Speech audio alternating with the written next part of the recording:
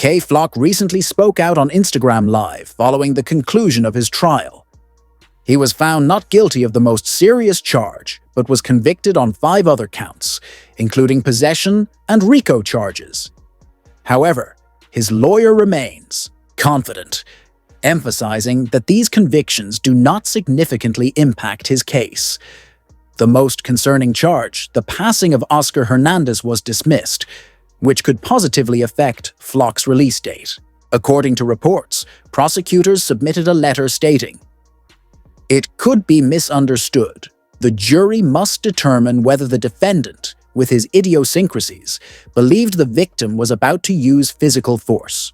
Initially, the judge wanted the jury to assess the case from the perspective of a reasonable person.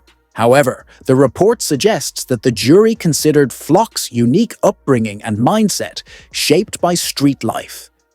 Given his fears and experiences, he genuinely believed Hernandez posed a lethal threat. This perspective helped justify a self-defense argument on the most serious charge, prompting Flock to address the situation publicly on Instagram. Flock here, a lot of talk about the trial. Just want to set the record straight though. Make my first official statement about it. I want to give thanks to everybody who supported me and kept me in their prayers. I want to thank everyone who was involved in my trial, especially the judge who made sure I was treated with respect throughout the process. I have to thank my lawyer, Michael Ashton, no cap, for not giving up on me and putting me in the fight. You know, we still fighting because we ain't over to our Lord saves who. I want to thank every one of my fans and supporters. I love y'all, everything to the chin, nothing to the heart. And my spiritual faith is higher than ever been, and I pray everyone out there is at peace and feel positive too. Kay Flock was found guilty on 5 other charges, largely due to a former gang member testifying against him. Reports reveal that Flock allegedly used a firearm in 2020 against someone who had previously threatened his friend. However, that same friend has now turned against him in court.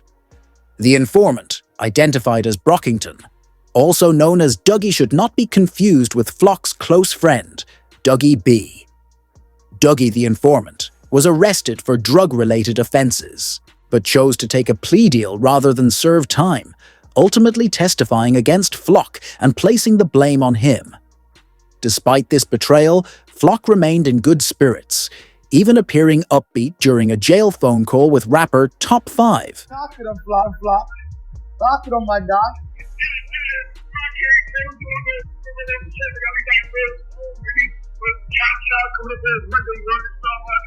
Soon come home, man.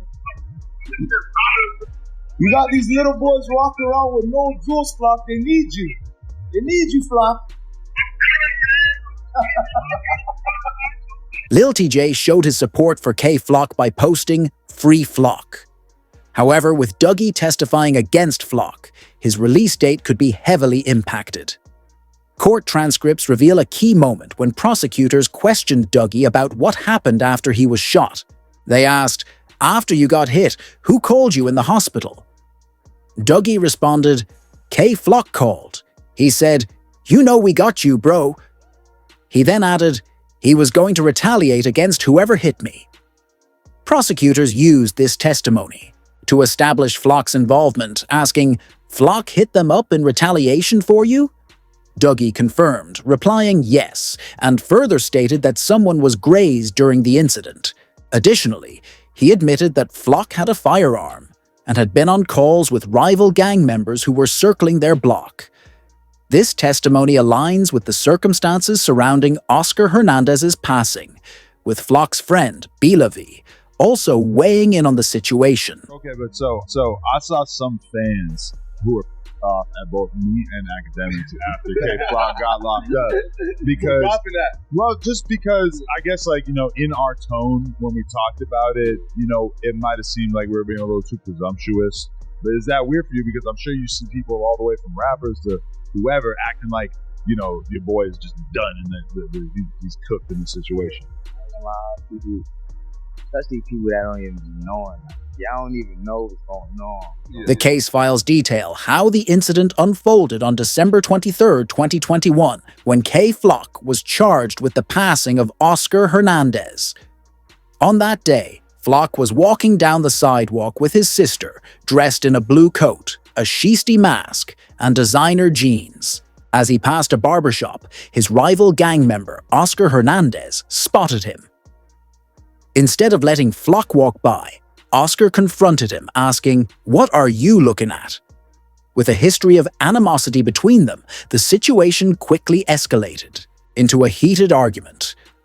Flock, not wanting to involve his sister in street issues, kept walking. However, Oscar continued following him, and surveillance footage shows Oscar reaching into his jacket as he trailed Flock. Feeling threatened, Flock turned around and fired multiple shots, striking Oscar and causing him to collapse on the sidewalk before fleeing the scene. Witnesses immediately called 911, and paramedics arrived to transport Oscar to a nearby New York hospital, where he later passed away. At the scene, police found only Oscar's slides and several shell casings. The NYPD quickly secured footage from a nearby store, capturing the entire incident, but they had no immediate way of identifying the shooter.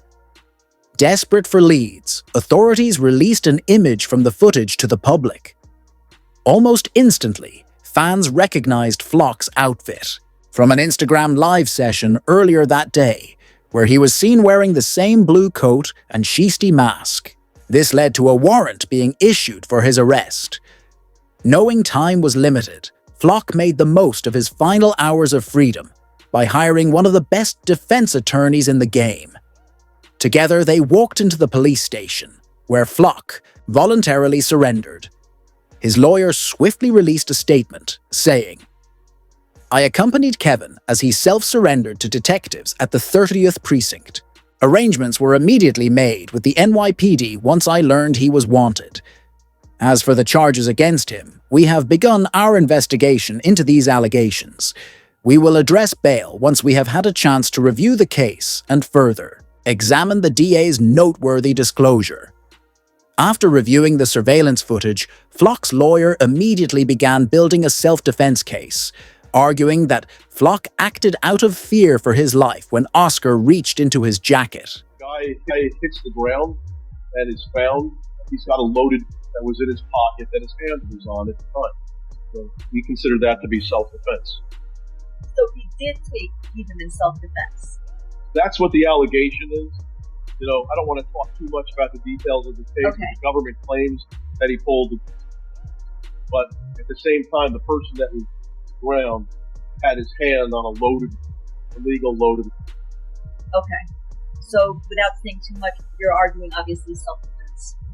That could be one of the arguments, self-defense, and I would say to the public, somebody's walking up to you with a loaded, it's pretty clear he's going to use it, with a criminal record a mile long. Do you want to get or do you not want it? Oh, absolutely. I wouldn't hesitate to.